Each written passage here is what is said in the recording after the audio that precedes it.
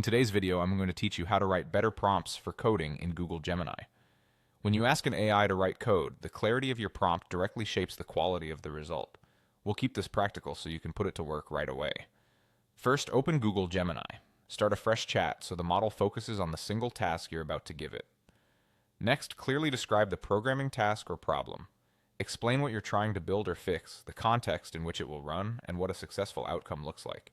Instead of saying write code to parse data, say build a script that reads a CSV from disk, validates each record, and outputs a JSON file that matches an existing structure. Framing the problem helps Gemini choose the right approach. Keep your wording plain and unambiguous. Avoid vague terms like optimize without stating whether you mean speed, memory, or readability. If the task depends on domain rules, briefly summarize those rules so the model doesn't guess. Now specify the technical details Gemini needs. State the language and version up front, like Python 3.11 or JavaScript targeting ES 2023. Describe the goal and the expected output, not just the code itself. Tell it the shape of the inputs, typical sizes, and any edge cases, such as empty files, duplicate IDs, unusual characters, or network timeouts. Add constraints and preferences, memory or time limits, dependencies you can or cannot use, and the environment you'll run in. Say whether you want a function, a module, or a small command line tool. Include a tiny example input and the exact expected output format inline in your prompt.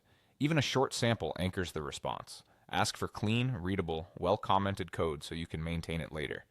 If you care most about performance, say so and include target complexity or latency.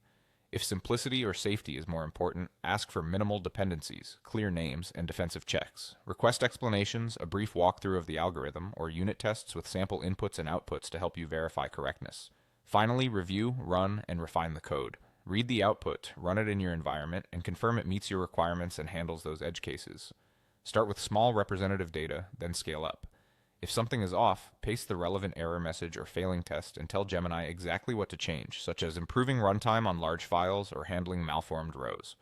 Iterate until the solution is correct and clear, and avoid sharing any private credentials or secrets when refining your prompt.